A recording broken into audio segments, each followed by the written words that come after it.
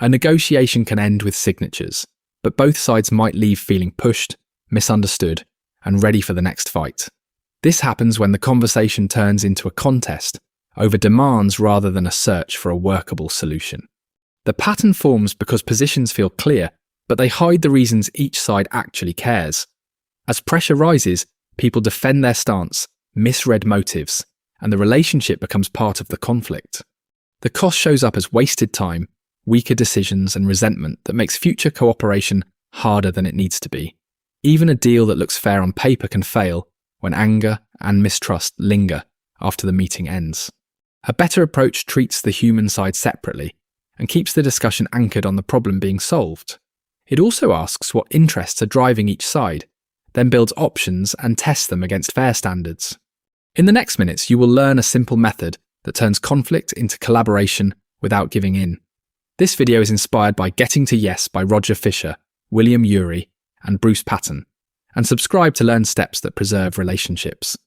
Positional bargaining locks people into a single answer before the problem is fully understood. Each concession then feels like a loss, so the discussion becomes slower and more stubborn over time. Because attention stays on defending claims, the final agreement often misses better solutions that were never explored. It also invites face-saving behaviour, where changing course feels like admitting defeat instead of learning. Two teams can argue over one number for weeks, even though both want stability and a workable process. Without examining why that number matters, they trade threats and compromises, rather than designing a smarter arrangement. Principled negotiation shifts the goal from winning a stance to reaching a wise agreement. It is designed to be efficient and to protect the relationship while still addressing the real issues. Notice when you are repeating demands, then pause and ask what problem the demand is trying to solve. Write down the underlying issue in plain words, because a clear problem statement opens room for better choices. People bring their perceptions, emotions, and communication habits into every negotiation, and these forces can quickly derail the substance.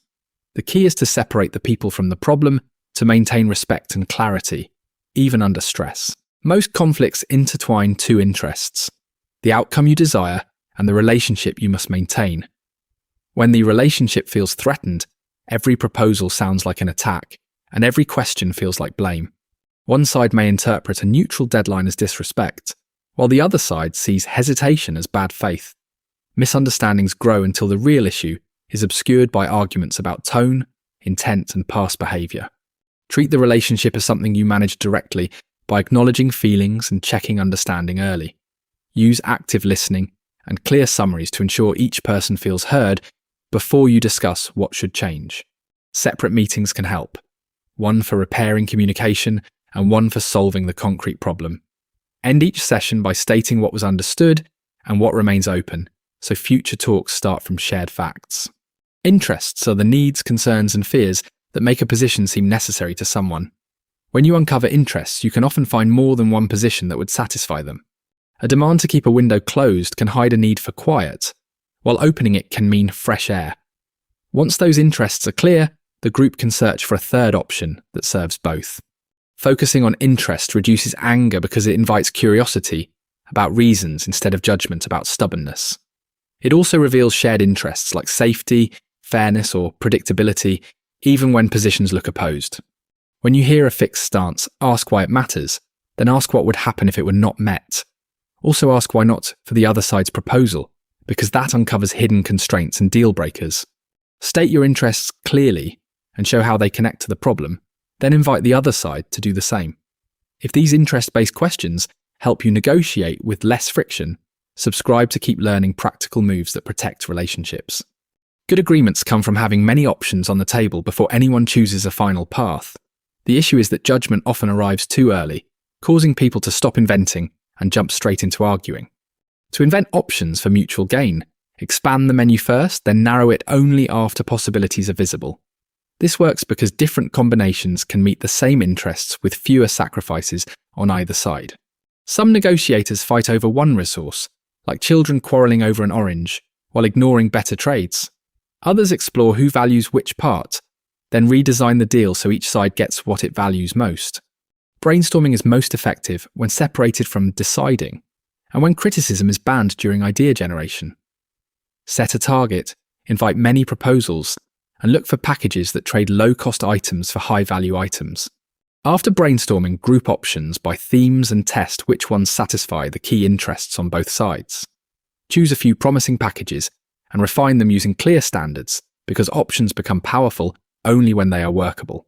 Fair outcomes become easier when decisions rely on objective criteria rather than raw pressure or personal will. Objective criteria mean standards independent of either side's preferences, such as market value, precedent, or professional norms. Using standards turns the discussion into a joint search for what is fair instead of a battle of wills. It also makes agreement easier to defend internally, because the reasoning is visible and consistent. Power matters too, so define your BATNA, meaning your best alternative to a negotiated agreement if talks fail. When your alternative is clear, you can say no to bad proposals without escalating conflict or bluffing. If the other side attacks your position, respond by asking questions that redirect attention to the problem and the criteria. Questions invite explanations, and they reduce resistance because they do not give the other side a target to hit. List the standards that should apply, clarify your BATNA, then propose an agreement that beats that alternative for both sides. Practice naming one fair standard and one clear alternative before the meeting, so you negotiate from calm preparation. A negotiation succeeds when the goal is a wise agreement reached efficiently while protecting the relationship. To keep this goal realistic, treat people with respect, even as you handle the problem with firmness. You learn to move away from positional fights by defining the problem and refusing to treat demands as the only answer. You also learn to separate people issues from substance, then uncover interests that explain what each side truly needs. With interests visible, options can be invented before decisions are made, preventing false choices and needless sacrifice. Objective criteria and a clear BATNA keep fairness and leverage grounded, so pressure tactics lose much of their force. Start small by choosing one upcoming conversation and writing the problem, interests, options, and standards on one page. Then decide your BATNA and the agreement you would accept, so your yes and no both stay coherent. Over time, this method builds trust because each negotiation feels more transparent and less personal. If you want more tools for tough conversations, subscribe and keep building a calmer approach that reaches agreement without giving in.